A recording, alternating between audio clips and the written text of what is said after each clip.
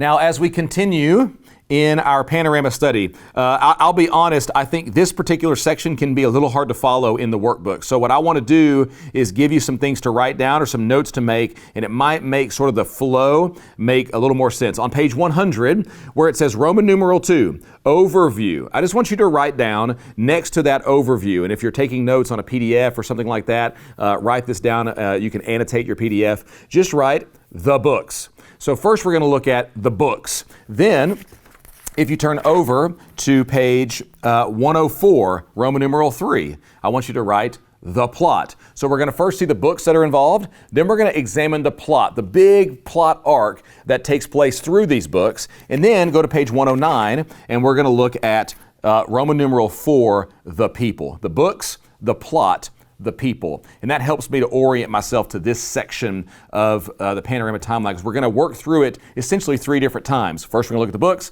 then we're going to look at the plot, then we're going to come back and look at the people. And it can be confusing if you're not aware of that and how we fashion the material here. So first, let's look at the books. Notice, we're going to be covering a huge amount of our historical narrative in the biblical text. And once again, you should be expecting it now. You get the biblical books charted for you. I want you to notice, this is gold. This is so helpful.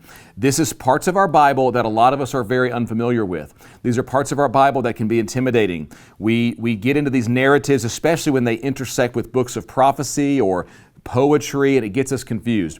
So these charts help you to orient, and I've told you before, and let me remind you now, when you are making disciples, that's our goal. That's the goal of our church. We want to produce and release spiritual leaders who know and express the authentic Jesus to Northwest Arkansas and the world. So as we are on this task, by the way, that's our way of saying make disciples, our Great Commission. With this task called making disciples, one of the things we want to have our disciples that we're training understand is how to read this book. Because this book shows us what it looks like to trust God, what it looks like to trust Yahweh and His Messiah, Jesus, as the Holy Spirit indwells and empowers us. And these charts are really helpful when you're training someone. I would love to see disciples in our church being trained to read these biblical narratives. But to do so, you're going to have to help them a little bit. We want to be wise readers of our Bible, and these charts help you do that. And so I write the charts down. I do it in Roman numeral form in the white space at the beginning. So I go to 1 Samuel in my Bible, and in the white space, that's kind of like the heading on that section, I just write in all of these charts. I do it in Roman numeral form. These things that are called distinctives, I write those things down. If a book has key words or key phrases or key ideas, I write that stuff down. That way, it's written down for my sake when I'm going to come back and study, but it's also there so that I can help train and teach somebody when I disciple them across a living room or across a table or in a community group, whatever that might look like. So this stuff is really important information for you. Now, you can see, notice, the book of Samuel is essentially divided in 3 parts. We're going to have the story of Eli and Samuel. Those are our transitional figures. Then Samuel and Saul, and then Saul and David. That's going to dominate the second half of the book. If you look at 2 Samuel, it's going to be all about King David. Look at the chart on page 101. The first half of the book is going to be King David looking good. And the second half is going to be situated around King David. Will be a shell of himself. He will never be the same. And you can write in the line between looking good and looking bad. What's the change? You can just write the word, the Bathsheba affair. We're going to see David will never be the same after that Bathsheba affair. You can see some of the distinctives of the story right there that help move the plot along. For my sake, because I enjoy looking at these things sort of plotted historically and on a timeline with dates, you can see, we're going to see the reign of Saul, David, and Solomon be a generation or 40 years. And so we're going to work back from the death of Solomon, not about 40 years from 931. That gives David's reign somewhere between about 1010 BC to about 970 BC. And then we work back to Saul. Saul is ruling and reigning in ancient Israel around 1030, 1020 BC. And there's a textual variant on the reign of Saul, but we don't want to get into that. If you really care, send that in on a question. Turn to page 102. We then see First Kings, and First Kings is going to be, notice it, Solomon. We're going to get the rise and then the fall of the united empire, and this is where, these charts are really helpful.